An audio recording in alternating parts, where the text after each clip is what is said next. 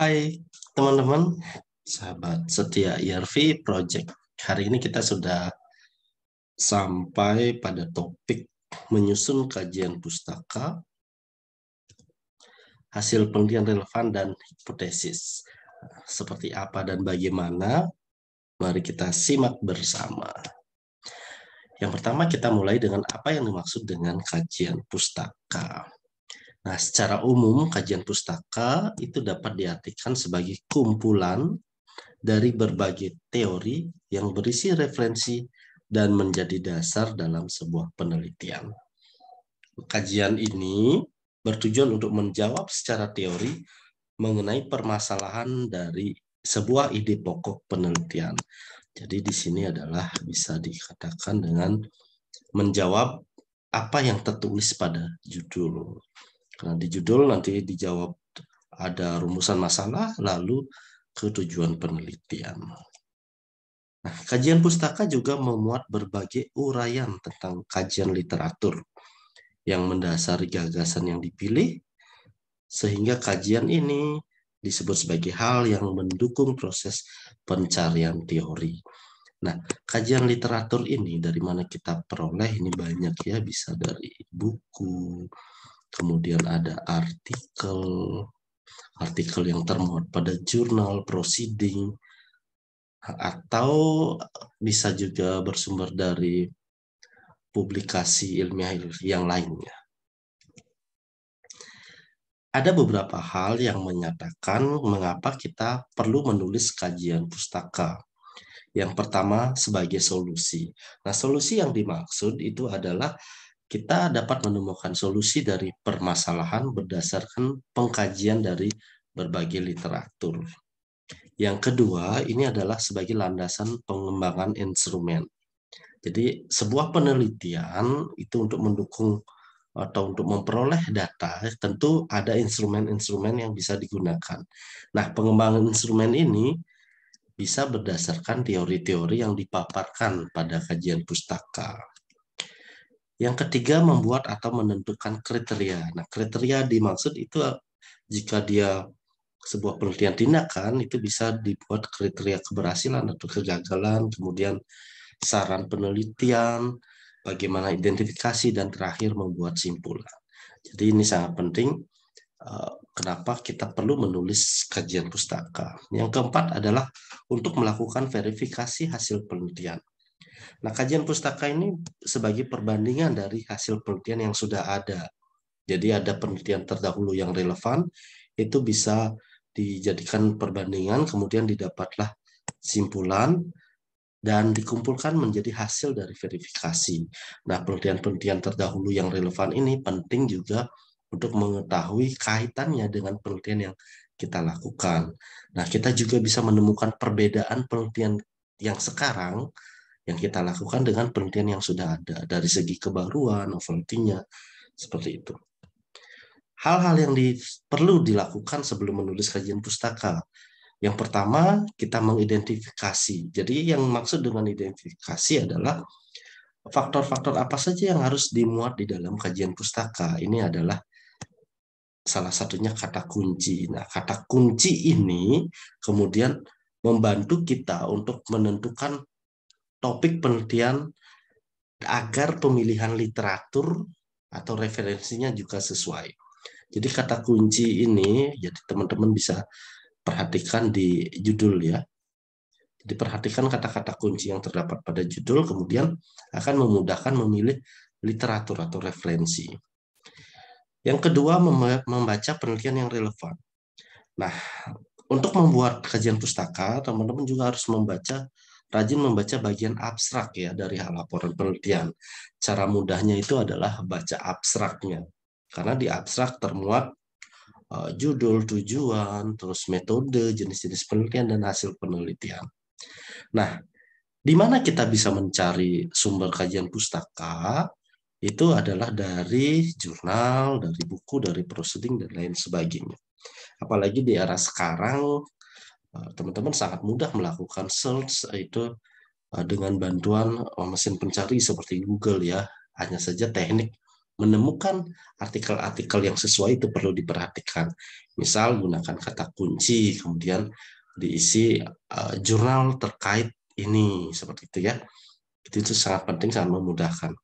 Dan diharapkan kita memperoleh informasi atau membaca literatur dari artikel-artikel yang termuat pada jurnal yang terakreditasi ya.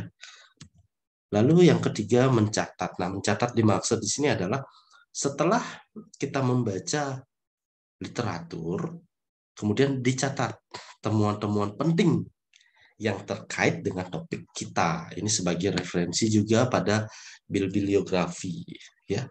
Jadi buatlah catatan-catatan kecil terkait dengan apa-apa saja yang harus ditulis di kajian pustaka penelitian yang dibuat. Lalu buat ringkasan. Nah, ringkasan ini dibuat setelah kita menulis catatan, buatlah ringkasan dan sesuaikan juga dengan urutan dan keterkaitan topik pada setiap variabel. Nah, pada penulisan kajian pustaka ini penting bagi teman-teman bagaimana cara mengutip. Terus bagaimana cara memparafrase agar nanti ketika diuji plagiat ya, buku atau penelitian kita tidak masuk kategori yang plagiat. Misalnya kan pada sebuah penelitian maksimal itu 20%. Jadi teman-teman ketika uji plagiarisme itu tidak tercapai ambang batas maksimal. Jadi penting bagaimana cara membuat kutipan atau melakukan parafrase. Lalu setelah mencatat, membuat ringkasan, baru mulai dengan membuat kajian pustaka secara sistematis terkait dengan teori konsep yang berhubungan dengan topik dan variabel penelitian. Sebagai contoh, nah dari judul kita perhatikan ada memuat model pembelajaran inquiry, kemudian hasil belajar IPA siswa SD. Jadi setidaknya di kajian pustaka teman-teman itu memuat tentang tinjauan umum model pembelajaran inquiry, di mana di dalamnya memuat pengertian, kemudian memuat sintak. Bisa juga ditambahkan dengan keunggulan dari model pembelajaran inquiry seperti itu. Yang kedua, kita lihat dari yang kedua yaitu IPA. Nah, IPA. Jadi karena topiknya adalah IPA di SD, berarti kita bisa, teman-teman bisa mencantumkan tentang pengertian IPA, hakikat IPA, pembelajaran IPA di SD ini bisa memuat materi ya. Materi yang kira-kira akan dibahas sesuai dengan penelitian. Nah, yang terakhir dapat memuat tentang hasil belajar. Ini meliputi pengertian, faktor-faktor yang mempengaruhi hasil belajar, jenis-jenis hasil belajar, bisa apakah nanti akan diukur dari segi kognitifnya, afektif, atau psikomotor. Nah, di sini harus dijelaskan di dalam kajian pustaka dimensi apa yang akan dipilih atau diukur untuk mengukur keberhasilan dari penerapan model pembelajaran inquiry pada hasil belajar IPA di SD. Jadi itu penting sekali. Nah, kita lanjut ke kajian hasil penelitian relevan. Penelitian relevan ini adalah penelitian terdahulu yang relevan dicantumkan sebagai bentuk perbandingan penelitian yang dilakukan dengan penelitian sekarang. Jadi apa yang menjadi pembeda antara penelitian yang sudah ada dengan penelitian yang teman-teman lakukan. Seperti tadi yang saya bilang, bisa melihat dari unsur novelty-nya atau kebaruannya. Jadi juga hasil-hasil penelitian terdahulu itu juga dapat menguatkan atau dapat meningkatkan kualitas dari penelitian kita dengan catatan bahwa penelitian yang dilakukan tidak sama ya, tidak sama tempat, tidak sama subjeknya, seperti itu. Apalagi penelitian tindakan kelas, tentu kelas-kelas yang dipilih itu akan berbeda. Seperti misalnya dari segi kelas 5, kelas 6, kemudian dari segi sekolah atau tempat dilakukan penelitian. Nah, ini dapat digunakan, hasil penelitian relevan dapat digunakan apabila judul-judul penelitian yang telah dilakukan sebelumnya berkaitan dengan judul yang teman-teman lakukan. Jadi harus ada kaitan antara judul terdahulu atau penelitian terdahulu dengan penelitian sekarang. Bagaimana cara menulisnya? Yang penting diperhatikan itu adalah variabel yang sesuai dengan penelitian kita. Nah, untuk menulisnya itu secara umum disajikan ke dalam satu paragraf ya, yang memuat nama peneliti dan tahun, judul penelitian, tujuan, jenis penelitian, dan hasil penelitian. Nah, singkatnya ini bisa diperhatikan di abstrak ya, di abstrak penelitian. Jadi ini dapat dilihat apa yang ada di abstrak, kemudian itu bisa digunakan untuk menyusun paragraf penelitian yang relevan. Sebagai contoh,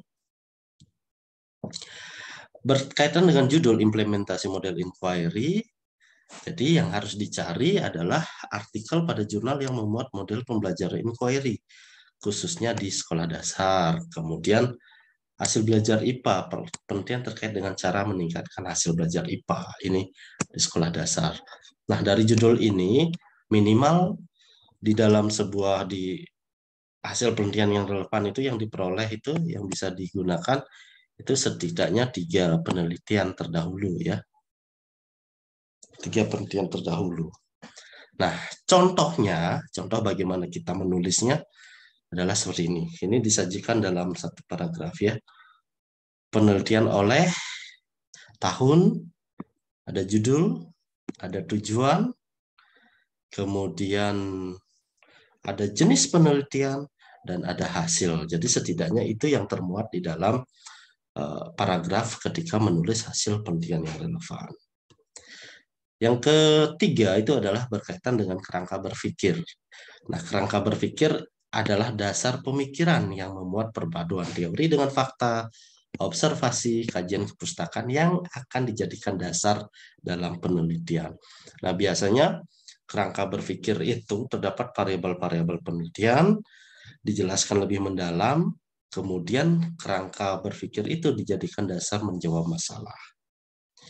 Nah, kerangka berpikir dapat disajikan dengan bagan yang menunjukkan alur pikir peneliti dan keterkaitan antar variabel yang diteliti. Bagan ini bisa juga disebut dengan paradigma atau model penelitian.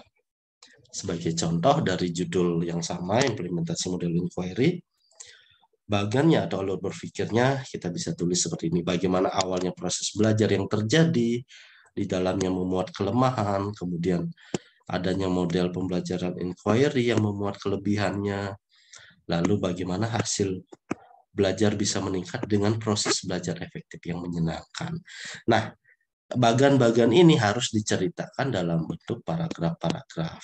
Jadi alurnya, berpikirnya disajikan dalam bagan, namun diceritakan secara naratif atau deskriptif ya, secara deskriptif tentang bagaimana pelaksanaan alur ini. Yang terakhir itu adalah tentang hipotesis penelitian. Hipotesis penelitian merupakan praduga temporal atau pernyataan sementara, bukanlah hasil final. Nah, untuk memperoleh hasil final atau untuk membuktikan hipotesis, perlu dilakukan tahap pengujian. Pengujian yaitu data-data yang diperoleh, data-data penelitian itu diuji.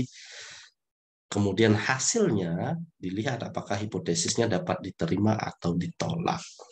Nah, karena topik kita adalah penelitian tindakan kelas dan juga penelitian tindakan sekolah, sebagai contoh dari judul implementasi model pembelajaran inquiry ini, hipotesis penelitian yang bisa disajikan yaitu jika implementasi model pembelajaran inquiry dilaksanakan secara efektif dan efisien sesuai sintaknya, maka hasil belajar IPA siswa itu meningkat. Nah, jadi ini adalah salah satu contoh penulisan hipotesis penelitian untuk penelitian tindakan ya. Tindakan.